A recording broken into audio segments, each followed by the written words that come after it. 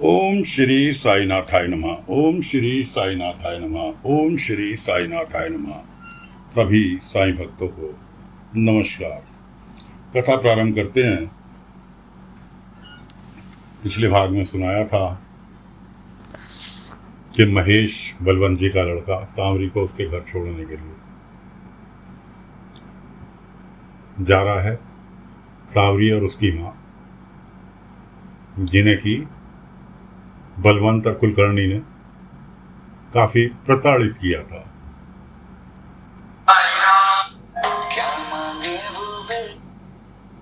इन लोगों से छुड़ाने के बाद उसको घर तक छोड़ने के लिए जा रहा है। रास्ते में बाबा मिले, बाबा ने संतावना दी और उसके बाद तो उन्हें घर छोड़ने चला गया। वापस लौट कर आया अपने घर। बलवंत मुंह फुलाए बैठे थे, कुलकर्णी बैठे थे, केशव की पत्नी तेजस्वी, जो कि रौद्र रूप धारण किए बैठी थी, अपने भाई को बड़ी भली बुरी कही, लेकिन उसने किसी की ना सुन के अपने बाप के पास पहुंचा कि जी ये सब गुण आप ही ने तो दिए थे मुझे, ये सभी गुण दिए हुए तो आप ही के हैं, तो मैंने इसमें क्या गलती की। वो फिर भी कुछ नहीं बोला। बलवंत गुस्से में बैठा रहा। नतीजा ये हुआ कि महेश ने कहा ठीक है, तुम्हें मेरी बात नहीं सुननी, नहीं माननी, कोई बात नहीं, खूब करो जाति पात, मैं इस घर में रुकता ही नहीं, मैं घर छोड़कर जा रहा हूं। महेश जो थे, घर से बाहर कदम बढ़ाने के लिए कदम ही बढ़ाया था कि बलवंत ने आवाज लगा ली, महेश रुको।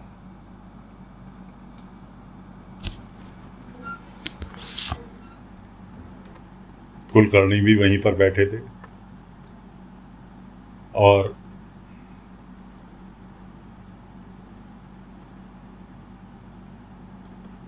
बलवंत भी वहीं बैठे थे। मतलब कहने का ये है कि पूरा परिवार वहां पर मौजूद था। बलवंत कहने लगे अपने बेटे से, महेश से, कि महेश बचपन में मैंने तुम्हें बहुत कुछ सिखाया, लेकिन अब बारी शायद आज तुम्हारी सिखाने की है। तुमने मेरी आंखें खोल दी। हाँ मैं गलत था, लेकिन तुमने मेरी आंखों पे से पर्दा हटा दिया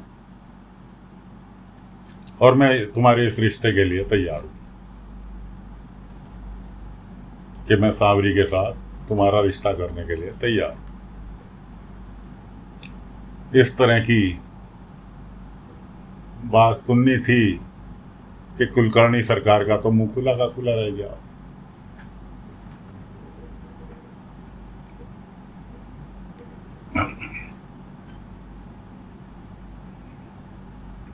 कि जाओ सांवरी से कह दो मैं रिश्ते के लिए तैयार हूं और चलो मैं भी तुम्हारे साथ चलता हूं, तुम्हारी रिश्ते की बातचीत पक्की करके आते हैं। उधर बाबा बैठे द्वारका माई में, बाईजामा से कुछ सामान मंगाया था एक दिन पहले। केशव सामान लेके आ चुके हैं।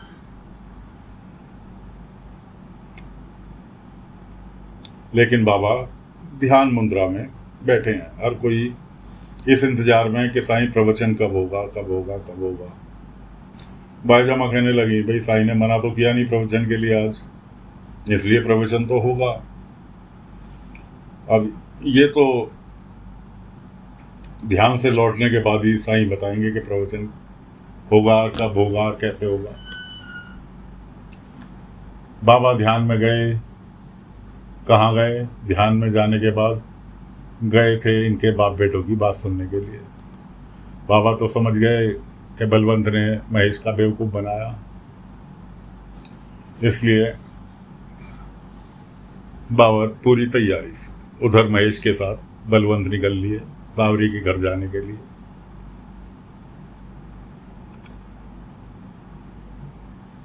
सांवरी के घर जाने के लिए बलवंत निकल लिए। रास्ते में रुक के कहने लगे, बेटा मैं चाहता हूं कि मैं जब ये रिश्ते की बात करूं तो देवी देवताओं के सामने करूं, इसलिए तो एक काम कर, सांवरी को लेकर खंडोबा जी के मंदिर आ जाओ।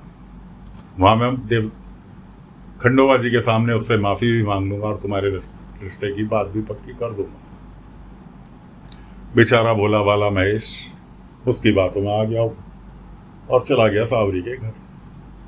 सांवरी के घर जाके सांवरी की माँ को सारी बात बताई। सांवरी की माँ ने खुशी खुशी सांवरी को उसके साथ भेज दिया। उधर बलवंत के पास पीछे पीछे कुलकर्णी भागते हुए आए कि बलवंत तुम ये क्या कर रहे हो, मैं ऐसा कभी नहीं होने दूंगा। खैर बलवंत ने उसे क्या पट्टी बढ़ाई है तो बलवंत और कुलकर्णी जाने, लेकिन दोनों ने पूरी तैयारी कर ली। उधर बाबा जब ध्यान से लौटे, सबने पूछा साईं प्रवचन, कि हाँ प्रवचन होगा, जरूर होगा, लेकिन आज प्रवचन यहां द्वारका माई में नहीं होगा। कि साईं पहले तो कैसा कभी ऐसा नहीं हुआ कि नहीं, पहले जो चीज नहीं हुई जरूरी थोड़ी कि वो आज भी नहीं हो, इसलिए प्रवचन आज बाहर होगा। कहाँ होगा, चलो मेरे साथ, और वो सामान जो मैंने तुमसे मंगाया था वो सामान ले लेना। बाईजामा बोली साईं सामान की क्या जरूरत प्रवचन में, कि नहीं बहुत बड़ी जरूरत पड़ेगी सामान की। तो क्या सामान था दोस्तों आगे चल के बताएंगे, पता आपको खुद ही चल जाएगा कि वो सामान क्या था। खैर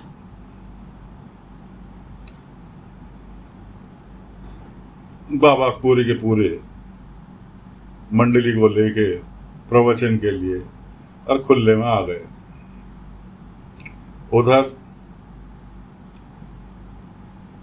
महेश सांवरी को लेके चले और सांवरी को लेकर चले और रास्ते में उन्हें गुंडों ने घेर लिया। चारों तरफ से उन्हें घेर लिया गया। चारों तरफ से घेर लिया गया। महेश बाबू की समझ में आ गया कि हाँ उनका घेराव हो गया। सांवरी और वो दोनों एक तरह से डर गए। सामने आए कुलकर्णी निकल के कि तू क्या सोच रहा है कि तुझे राजी राजी से हम ये नीच जात की लड़की से शादी कर लेने देंगे, अपनी बिरादरी का अपमान सहेंगे। महेश कहने लगा तुम्हें पता नहीं कि जिस मुखियागिरी पे तुम कूद रहे हो 2 मिनट में मेरे पिताजी खत्म कर देंगे, तुम्हारे हाथ से सारी मुखियागिरी चली जाएगी। उन्होंने कहा अच्छा क्यों, मेरे पिताजी मेरे साथ हैं। महेश कहने लगा क्यों, बलवंत ने तो उससे कहा था कि वो तैयार है। अब कुलकर्णी के साथ मिलके उसने क्या नाटक रचा ये तो खुलासा बाद में ही होना है। मैंने कहा अच्छा कोई बात नहीं, अभी तेरे पिताजी को भी बुला लेते हैं। अरे बलवंत जी आते क्यों नहीं, सामने आओ। बलवंत जी भी सामने आ गए। अब महेश और सांवरी दोनों, इन दोनों समाज के बिरादरी के ठेकेदारों के सामने बेचारे मुंह खुला का खुला रह गया। क्यों, कुलकर्णी और बलवंत दोनों एक ही जुबान बोल रहे थे। उधर जब खुले में आ गए बाबा सभी भक्तों को लेकर, बाबा भक्तों से कहने लगे कि भाई मैंने राम जी की आज्ञा से अभी तक तुम्हें जो भी ज्ञान की धर्म की बातें सिखाई, मैंने कुछ नहीं सिखाया, जो सिखाया राम जी ने सिखाया। आज तुम्हारा परीक्षा का टाइम है। क्यों, हर गुरु चाहता है कि वो अपने भक्त की परीक्षा ले। अब तुम मुझे गुरु मानते हो, राम जी का सेवक मानते हो, तो आज तुम्हारी परीक्षा का टाइम है कि तुमने क्या सीखा।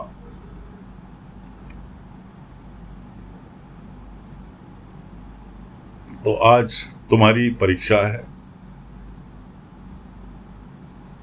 कि बताओ परीक्षा लेने का हक बनता है नहीं बनता है। सब कहने लगे हाँ साईं, तो तैयार हो जाओ परीक्षा के लिए। उधर कुलकर्णी और बलवंत के लठैतों ने सांवरी और महेश को घेर रखा है। इधर बाबा अपनी पूरी फौज के साथ, भक्तों की फौज के साथ उन लठैतों से भिड़ने की पूरी तैयारी में है। तो फिलहाल साथियों, कथा को यहीं पर विराम दे रहे हैं। आगे का हाल अगले अंक में लेकर हाजिर होंगे। तब तक के लिए आज्ञा दीजिए। ओम साई राम, ओम साई राम, ओम साई राम, ओम साई राम, ओम साई राम।